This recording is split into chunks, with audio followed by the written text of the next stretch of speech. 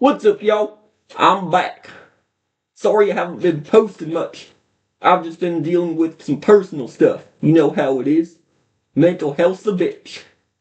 So today I want to go over the Trump Epstein bullshit that's been circulating the news. I think it's long overdue that I talk about this. I'll start off by saying I do not like the idea of digging up the past. You know, all this Epstein Island crap happened 20 plus years ago, and the man himself's been dead for 6 years. So what's done is done. At this point, you're just opening up wounds. Now, it's okay that we're still collecting evidence. If anything, more facts are good because, remember what I said about being so sick of news that's so fake? Well, evidence brings the world closer to truth. It's good to know what's real and what's not. My problem is how infatuated the world's gotten about Epstein. All of a sudden, folks are cracking down on shit that happened 20 plus years ago. And for what? Bring down a politician? Look, you're going to bring down a politician like Trump. There's one and only one reason to do so. It's because he sucks at his job. Or he's going to suck at it. Like, I don't give a fuck what dark secrets lurk in his past. Sure, I don't condone any of it. Not by a long shot. But if they're not a good indicator of his skills in office today, then we gotta lay off it.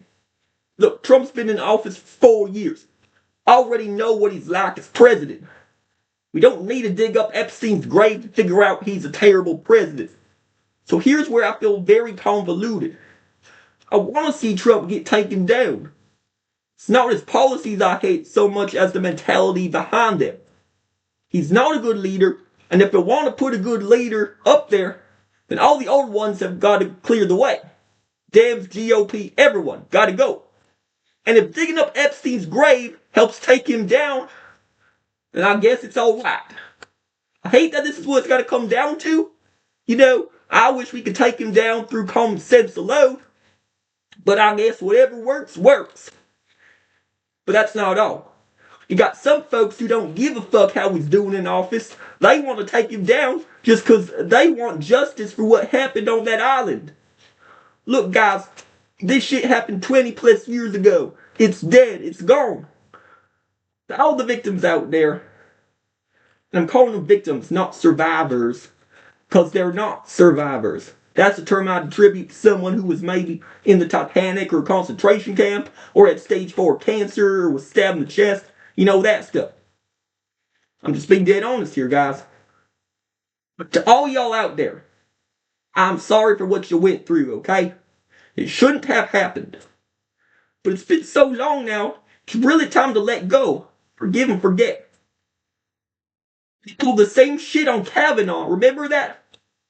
They randomly bring up something that happened 30 years ago in college and use it to bring him down. Like, obviously he's changed since then, and I'm sure he feels sorry for what he did. I think our justice system, or the way we think about justice, is flawed. It's very unchristian-like.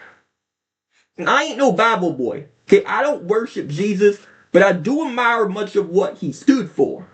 And if he were here today, and he saw how we abide to this notion of do the crime, do the time, he would shake his head.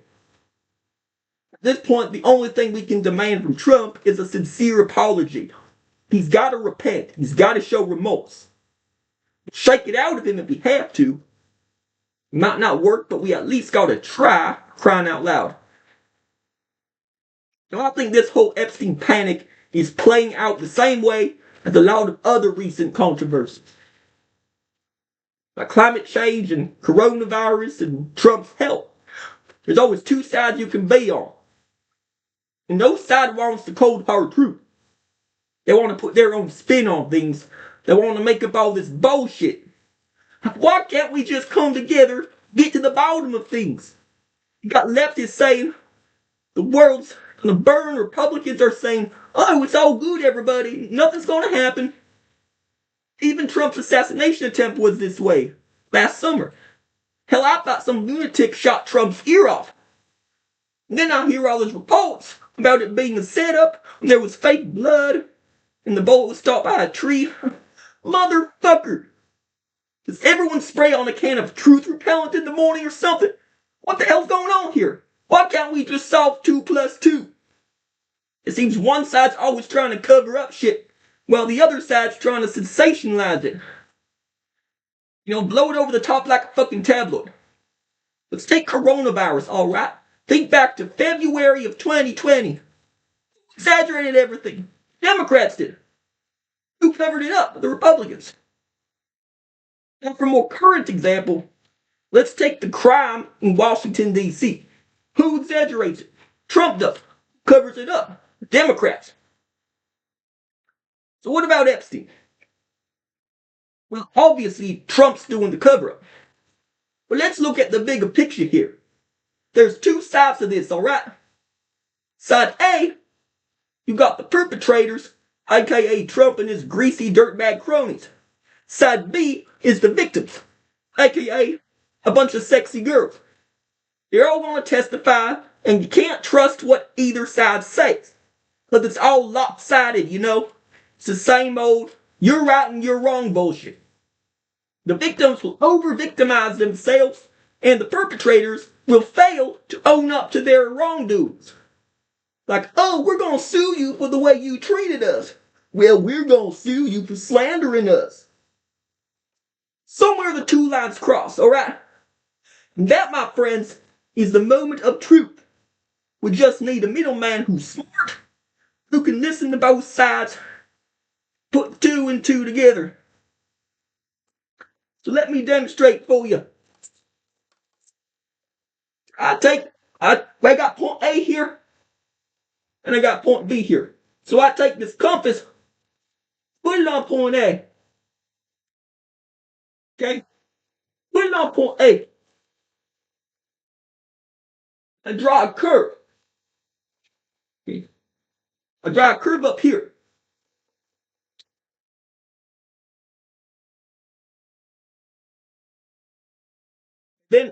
And so this curve represents the testimony that's put out by point A. So now I take point B. Let me draw a curve that pivots around point B. That's the testimony that's put out by point B. So what we need is a middleman, someone who can detect the point that these two curves intersect. Point you right here. Here, everybody. And that point is the point of truth. I'm really sorry, guys. I can't write today. But you get what I mean, right? You take two projections, and where they intersect is the point of truth. And you just need a middleman who's smart and can pick out this point. See, this is just a technique that I use sometimes to help me decipher what's true and what's not. I'm just saying that it could really be used here in this whole Epstein case. Now, I want to leave you off with some parting words about sex as it pertains to this whole Epstein shit. For many, many years, I think religion's fucked up the way we as a society view sexual intercourse. There's just so much paranoia. This whole sexual purity construct, all the stigmas we put around virginity, fornication, etc. Like Christ, everybody, take a chill pill. I will say, just due to the biological nature of it all, that sex should ideally be done with someone you can and want to have a kid with. That's why I hate contraception. I understand if y'all want to give up our V before we die. But if you're fucking somebody trying not to get pregnant or get some STD or whatever, then you shouldn't be fucking. I mean, there's no shame if you do, unless you're married and made some sort of pact with your spouse. Look, just be sensible. Don't eat too much, don't fuck too much, don't spend too much, and don't get baptized. But hear me out when I say, anytime you violate the body of a living, breathing thing that was of no harm to you, it's a sin. I know it's not all the same. Like shooting someone's head off is worse than a slap in the face. And I know that there's a lot of gray area and that people tend to let things get to them way too easily. But just respect their physical space.